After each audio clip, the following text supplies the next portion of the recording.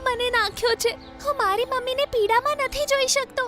તીર નહીં કાઢ્યું તો તે ધીરે ધીરે મરી જશે, અને જો તીર કાઢવાનો પ્રયત્ન કર્યો તો વધારે જલ્દી મરશે. હું શું કરું? છોટું હરણ, હવે તો આને કોઈ ચમત્કાર જ બચાવશે. આ સાંભળી છોટું હરણને ખૂબ જ દુઃખ થયું.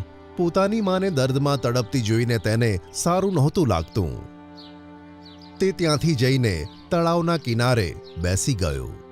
મારી મમ્મીને મરતા જોઉં તેના કરતાં સારું હું પહેલા જ મરી જાઉં. હવે તે શિકારી આવશે અને મને તીર મારીને મને મારી નાખશે. છોટું હરણ ઘણા સમય સુધી શિકારીની રાહ જોતો જોતો બેસી રહ્યો, પણ તે ન આવ્યો. ત્યાં જ તેને તળાવને કિનારે એક પરી બેસેલી જોવા મળી. અરે, તું તો એક પરી છે.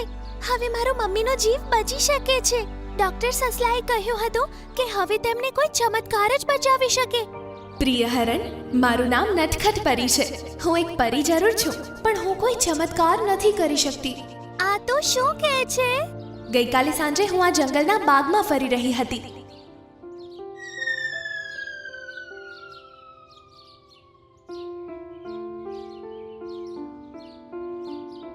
અરે વાહ, ચમેલીના ફૂલ! હું ક્યારની આને જ તો શોધતી હતી. હું તે ફૂલને ખાવા લાગી